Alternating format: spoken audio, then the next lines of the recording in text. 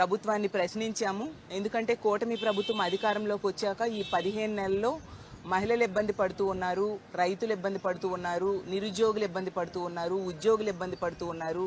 అన్ని సమస్యల మీద కూడా మేము కౌన్సిల్లో ప్రస్తావించాము, ప్రశ్నించాము. ప్రభుత్వం వాటికి తగిన సమాధానం ఇవ్వాల్సిన అవసరం ఉంది.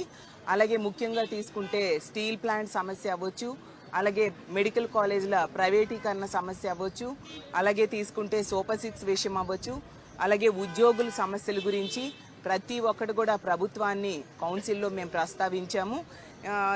ఈ 15 నెలల్లో అన్ని వర్గాల ప్రజలు కూడా ఎన్నో రకాలుగా ఇబ్బందులు పడుతూ ఉన్నారు. ఈరోజు కూటమి ప్రభుత్వం అధికారంలోకి వచ్చాక ఎన్నికల టైంలో ఎన్నో హామీలు ఇచ్చి ఏ ఒక్కటి కూడా ఈరోజు నెరవేర్చని పరిస్థితి మనం చూస్తూ ఉన్నాము.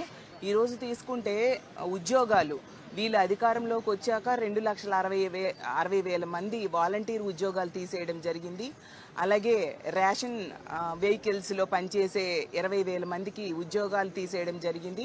అలాగే ప్రభుత్వ మద్యం షాప్లో పనిచేసే 16,000 మందికి ఉద్యోగాలు తీసేయడం జరిగింది. కొత్త ఉద్యోగం ఒక్కటి కూడా ఇవ్వలేదు సరికదా, ఉన్న ఉద్యోగాలను తీసేసే పరిస్థితి మనం చూసాం. గతంలో జగన్మోహన్ రెడ్డి గారు ముఖ్యమంత్రి అయిన మొదటి ఏడాదిలోనే 1,25,000 ప్రభుత్వ ఉద్యోగాల్ని ఇక్కడ యువతకి ఇవ్వడం జరిగింది. అంత చక్కగా ఉద్యోగ ఉపాధి అవకాశాలకి పెద్దపీట వేస్తే ఈరోజు కొత్త ఉద్యోగం ఒక్కటి ఇవ్వని పరిస్థితి.